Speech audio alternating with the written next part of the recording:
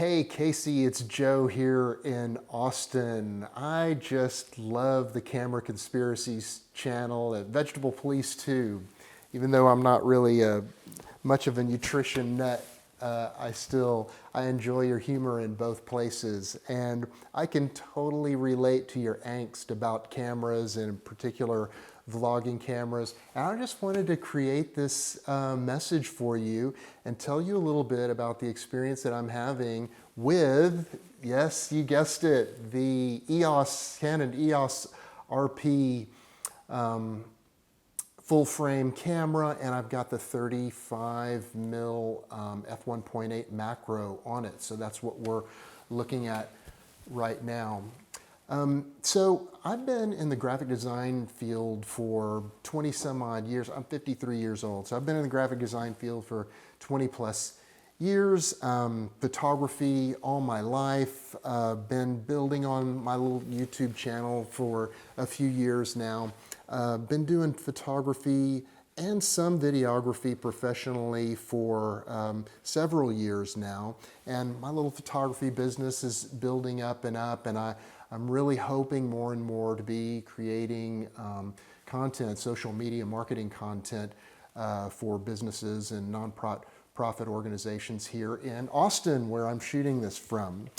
But I literally got this camera yesterday, and while sometimes I hear people say, I'm going to give this full review, and they've received the camera 24 hours prior, this is actually kind of a good thing, because I am coming to this as a full-on Sony shooter.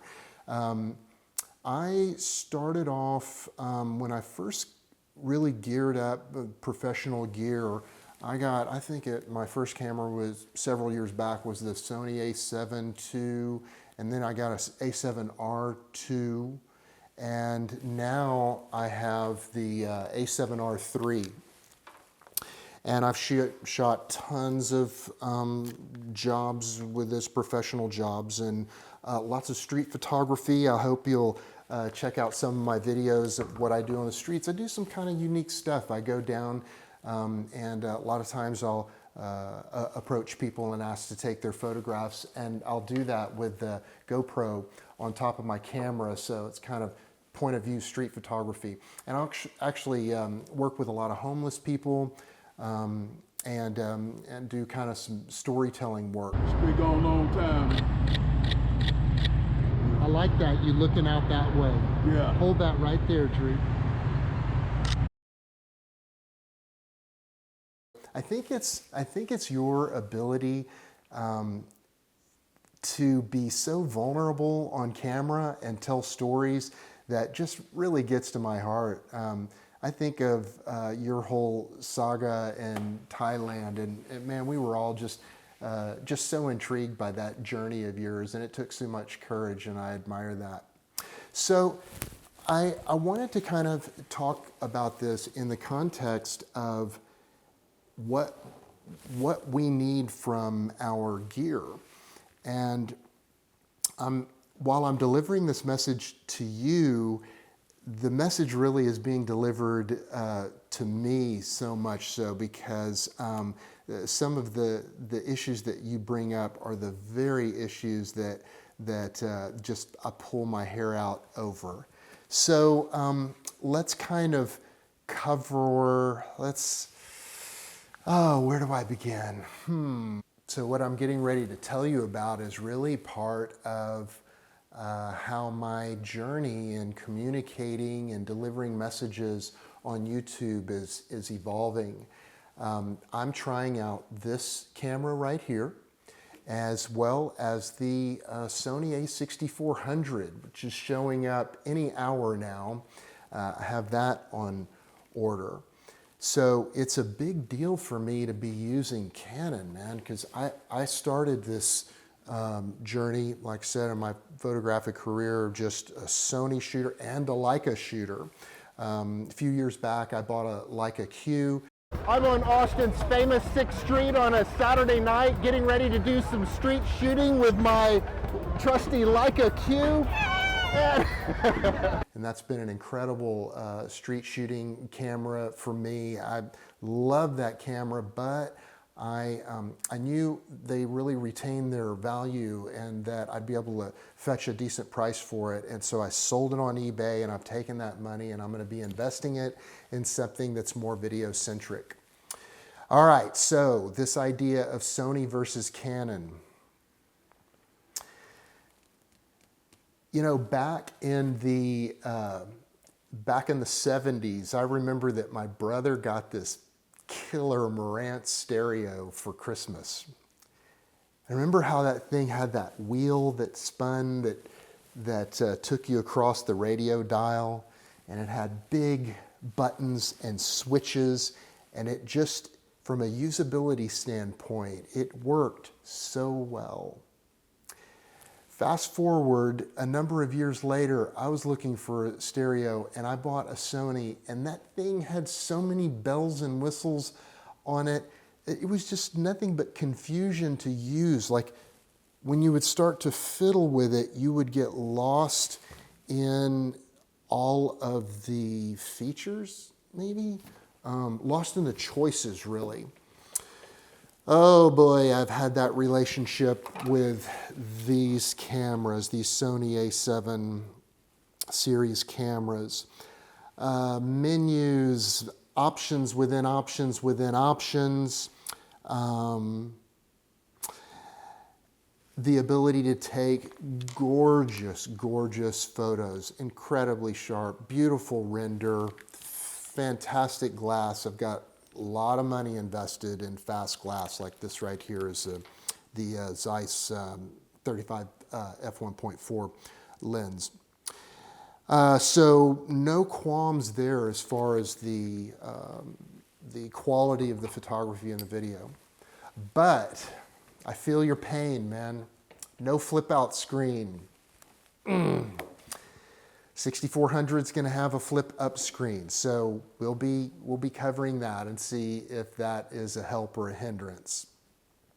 No touch screen. I can touch the screen to focus, of course, but oh my gosh, this camera in front of me right now, when I started fiddling with it last night, and the ability to touch all these different things on screen and changing options and going through menu options, just touching the screen. It's like, I'm sure that Canon users that are hearing me say this right now are like, yeah, whatever, big deal. But man, for Sony users, you can't do that. And it sucks. I never realized how badly it sucked until I started doing this.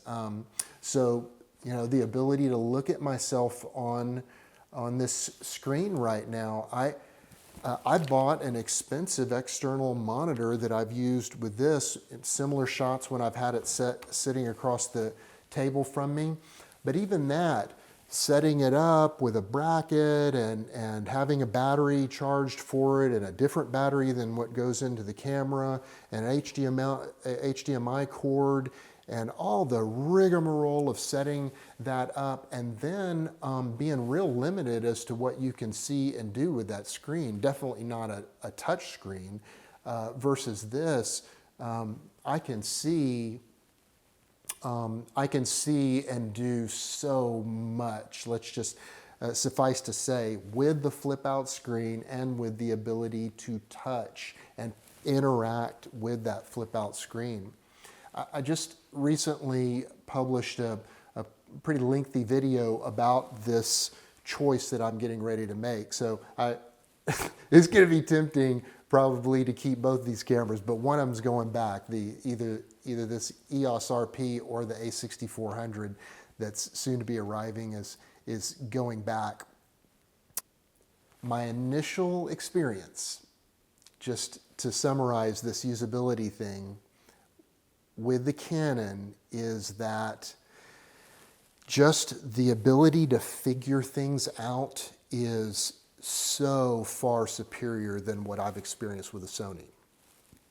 And here's the thing, this is me and my experience as a creative artist who's also, you know, pretty adept technically.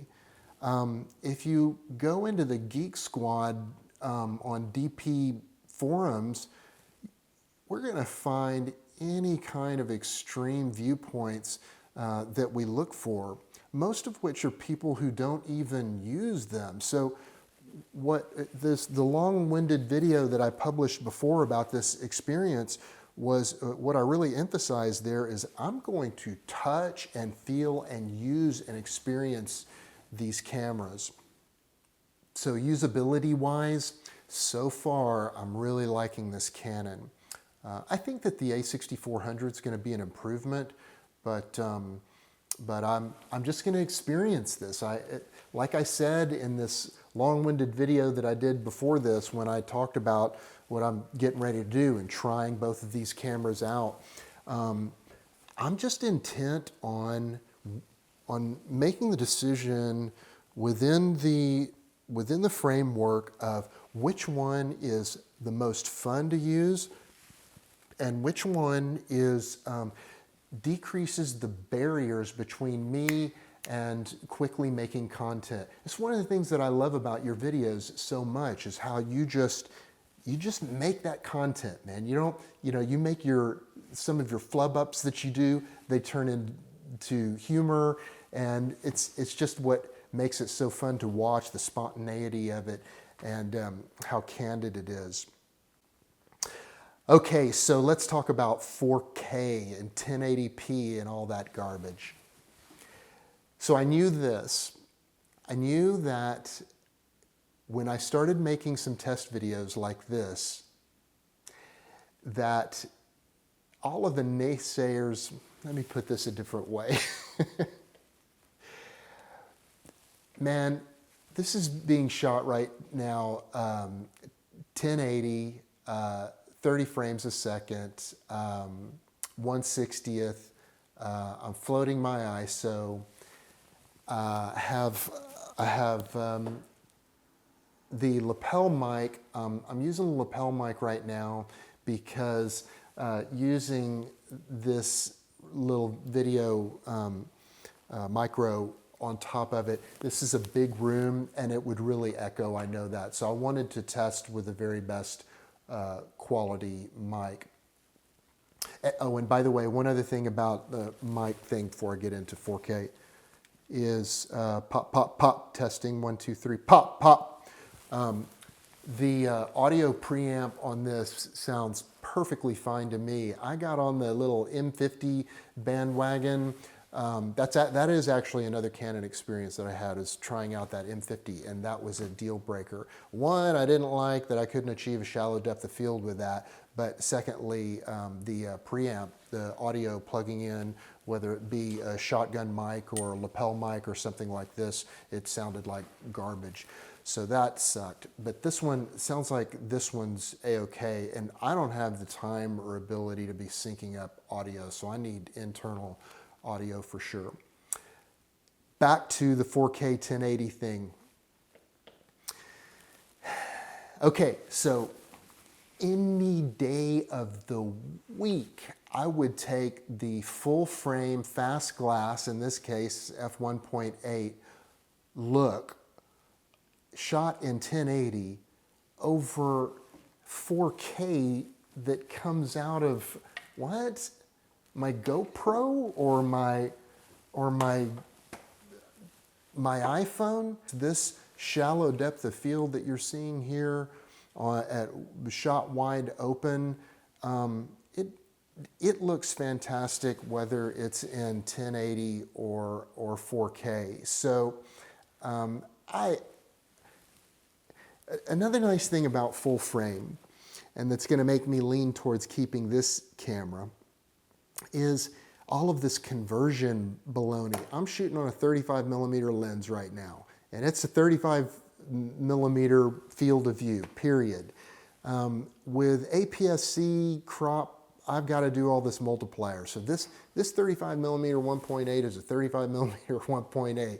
So with a crop, 35 millimeter 1.8 is what, like a 50 millimeter 2.8, and there's that constant multiplier that I've got to do in my head to keep it straight. Since I've shot nothing but full frame, I'm just so used to thinking of that and having an idea of what, okay, this 35mm lens at f1.4, I know what that's going to look like. So I'm not, and then my workflow, whoa, when I go out and shoot video with my GoPro and shoot in 4K, and get back on my computer, I've got a pretty beefy iMac that I edit on. It's a few years old, but oh man, it just chokes on those 4K files. So I'm with you on that. I could care less about 4K. But as far as 1080 goes, I mean, I hope you can see from this example that, that the 1080p is unbelievably sharp and renders beautifully, I think. This macro lens also allows for shooting really super close-up video. And here's another plug for video of mine. I use the Leica Q because the Leica Q has the ability to flip to macro mode. And I did a whole video on macro video with the Leica Q. But this allows you to shoot video super, super close. And I want to show you something weird with the autofocus, by the way. I have this autofocus set to face tracking. And I noticed that if I put something like this, is it locking? No, it's not wanting to lock onto that. It's still, well, maybe, yeah, it's going back and forth.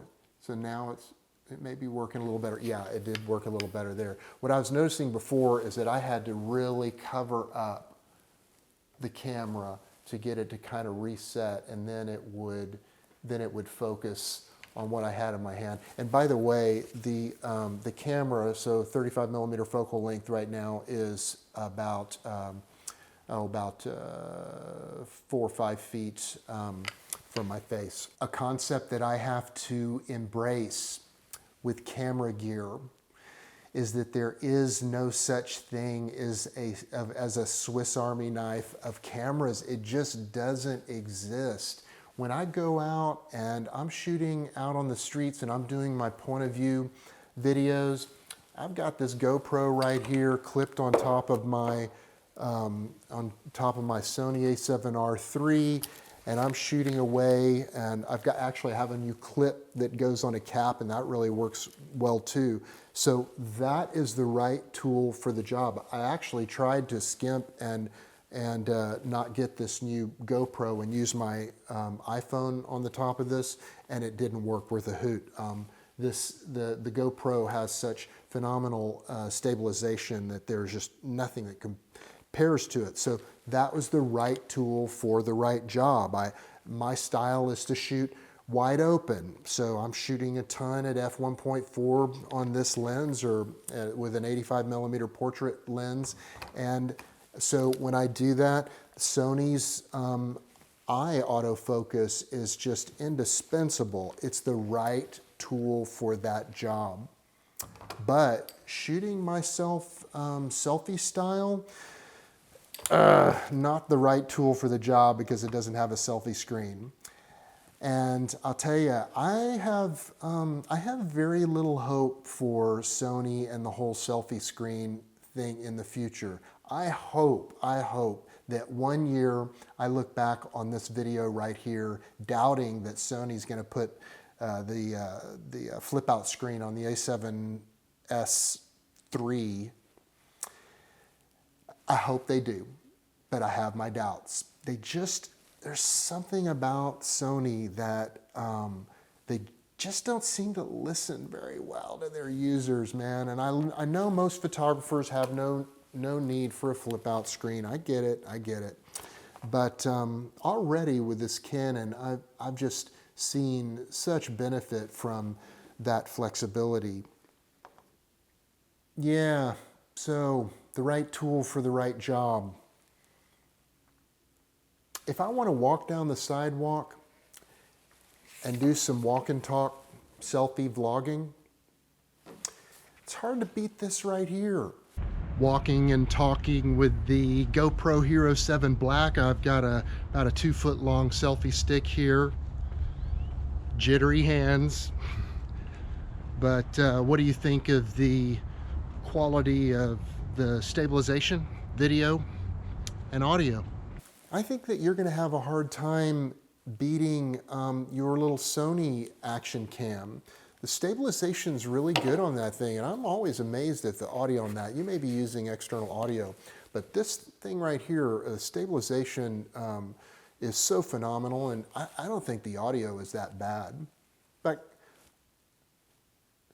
let's do a little test. I'm going to shoot some walk down the sidewalk kind of selfie video with the EOS RP. Now, granted, I've got the 35mm lens in there, and with my 53-year-old pockmarked face, that's kind of hideous because it's so close up. And I'm going to hold it way out on this little tripod here. So the first thing I want to know is how stabilization is. What do you think? Okay, here's the ninja walk. This is as stable as I can do it. This is as stable as my jittery hands get, man. All right, so the 35mm macro for this mount is stabilized. So that's all we're seeing right now. Now this is as stable as I can do it standing still. By the way, I'm on auto video mode right now because I don't have an ND filter, so I wasn't able to shoot wide open out here in the sunlight. But while there is stabilization in this lens, I do not have the digital stabilization turned on. I knew that would crop even more, so it'd make it that much harder for me to get away from the camera. But this is as good as it gets with not having any sophisticated in-body image stabilization. All I want is the perfect camera too. But I think what I'm having to settle for is the best possible assortment of tools to communicate. And sometimes that's going to be with this bad boy. Sometimes it's going to be with my phone. Sometimes it's going to be with this. I don't want to get into too much depth about the A6400 because I'll deal with that in the next video, but I will say that here I am facing this decision of, do I add Canon into the mix?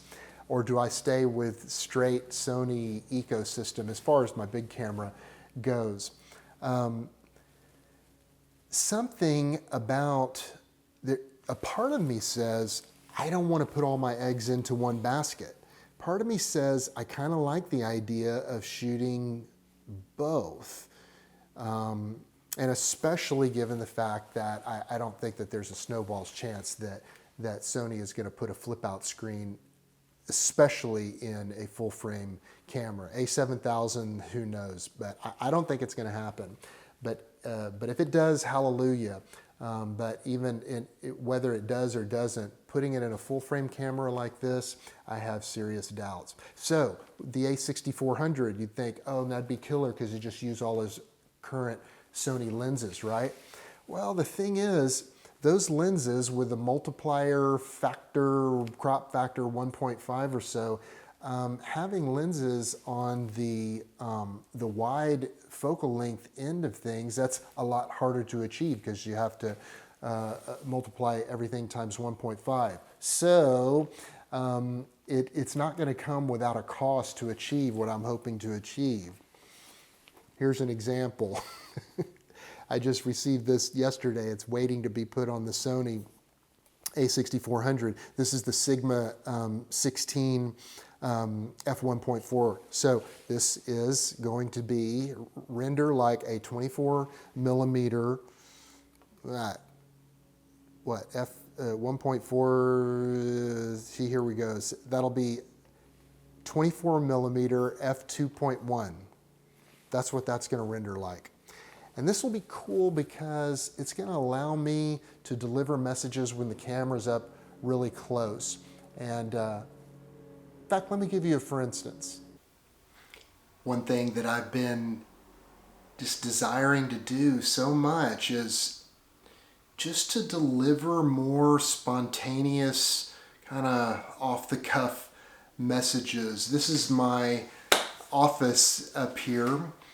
It's the second floor of our home, and I work in here obviously, but also first thing every morning I sit in this chair and I meditate. Sometimes if I'm feeling a little not right, I'll watch one of your videos and I'll have real solid spiritual message before I meditate. But I'll do that, and so many times after I come out of meditation, I'll just have something that I want to say spontaneously, or something that's occurred to me, and I just want to experiment with that. As you can see here, it's fairly tight. This is 35 millimeters again, and just about as far as I can reach. Pop. That's where the lens is.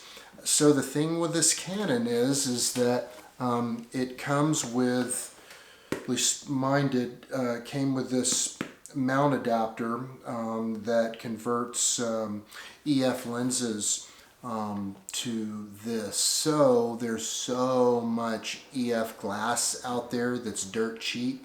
I could buy a 24 millimeter f1.4 lens for next to nothing, and that might look kind of cool having a much wider perspective in here. But now that I test this out and look at myself at 35 millimeters, it's really not bad at all. I mentioned frame rate earlier, that I'm shooting this at 1080 30,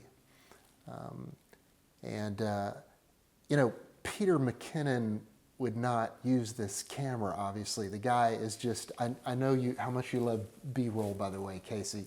The guy is totally obsessed with 120 to make his ultra slow-mo. So if that's what somebody's into, this is not the right camera for the job. But man, I saw him the other day showing off some video of this new Rilo 360 camera doing slow-mo, intense slow-mo with that little thing.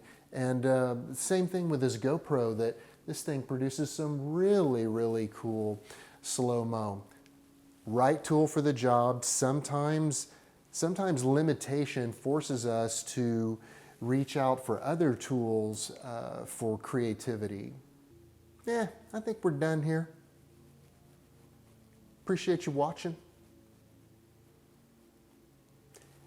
And by the way, if you and your honey are ever in Austin, you got a place to stay. We live pretty close to downtown. We'll go down there, do some street shooting, little vlogging, keeping Austin weird. You'll love it, man.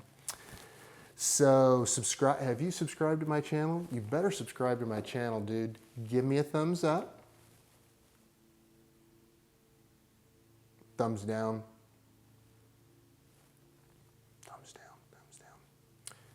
Thumbs down if right now, as you're watching this video, you are peeing in the Canadian snow, yellow letters, Kasey. Otherwise, don't even think about it. Yeah, we're done. I'm not worthy. That wasn't funny at all. I love you, though. We're done.